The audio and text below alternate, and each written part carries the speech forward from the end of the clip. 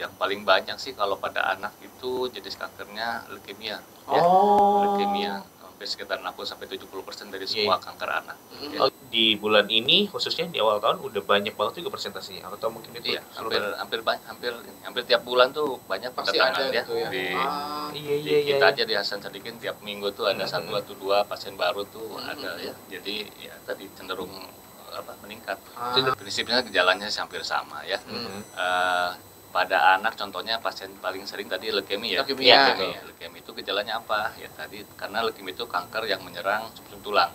Sumsum tulang. Jadi di situ disumsumkan produksi sel darah merah, sel darah putih dan juga trombosit ya, sehingga kalau si sumsum tulangnya terganggu otomatis ya terganggu produksinya. Contohnya produksi hemoglobin terganggu, otomatis dia jadi pucat, pucat dan gejala lainnya lemah, lesu seperti itu ya, pucat. Terus trombositnya terganggu sehingga dia timbul perdarahan ya, bisa mimisan, bisa gusi berdarah, bisa juga bintik-bintik merah di kulit ya, seperti itu.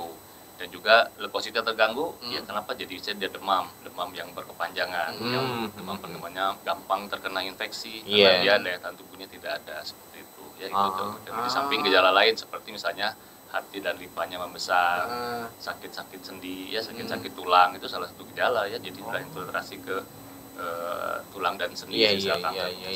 Sebenarnya pada anak pencegahan yang untuk itu sih nggak ini ya, jadi yang penting kita harus tahu tadi deteksi dininya ya. Jadi dia kalau mulai ada gejala ya, misalnya tadi ada pucat, ada perdarahan, ada panas yang nggak hilang-hilang, jangan dianggap sepele lah seperti gitu ya. Ataupun ada benjolan ya, kalau tumor yang solid, ada benjolan di badan kita lah, di kaki, di mata, di mana pokoknya janganlah kemana-mana dulu, carilah ke jalan yang benar lah, seperti itu ya, misalnya ke minimal ke PPK 1 ya, ke Vaskes 1, Puskesmas.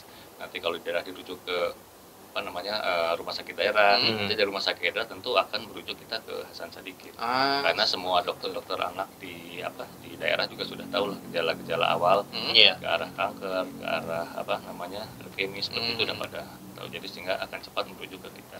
Kalau gitu tergantung datangnya ya, tergantung stadium dia datangnya. Kalau yang untuk yang tumor solid misalnya ya, jadi misalnya dia datang dengan stadium 1 tentu hasilnya akan berbeda dengan stadium 4 ya. Jadi kalau misalnya apalagi yang stadium 4 sudah menyebar ke paru-paru, itu harapannya sangat kecil dibanding dengan kalau masih kecil ya, stadium 1-2 langsung bisa diangkat semua.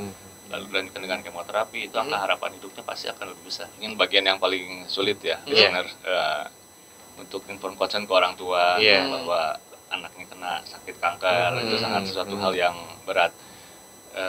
Mungkin kalau anaknya agak kecil agak ini ya, kita hanya ke orang tua, mungkin anaknya bisa dibawa. Tapi kalau udah anaknya agak besar ya, remaja, itu yang agak susah karena dia juga harus tahu si anaknya. Nggak mungkin digusur-gusur ke rumah sakit tanpa tahu ya kalau udah remaja. Tapi kalau anak kecil mungkin lebih kita fokus ke orang tuanya. Yang agak susah tuh kalau tadi kalau misalnya anaknya sudah besar, kita harus dua-duanya. Jadi makanya di sini diperlukanlah tadi namanya inform consent yang baik ya. Jadi kita harus menerangkan secara rinci dan teliti ke orang tua bahwa ini anaknya gimana harapannya, gimana misalnya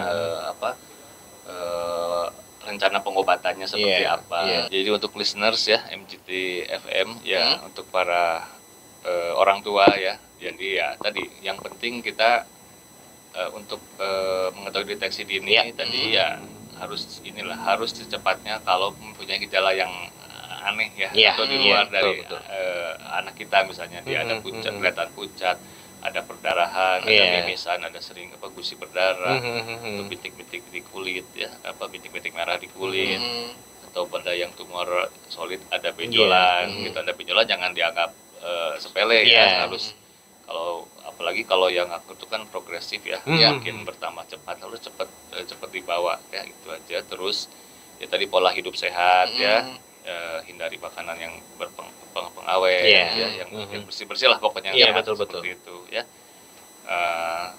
Mungkin itu untuk pengidap orang tua yang saat ini sedang berjuang bersama-sama ya, baik yang sedang dirawat di rumah sakit, yang sedang di rumah, tetap semangat, tetap semangat, dan juga jangan lupa berdoa ya. Kita ada usaha dan juga doa.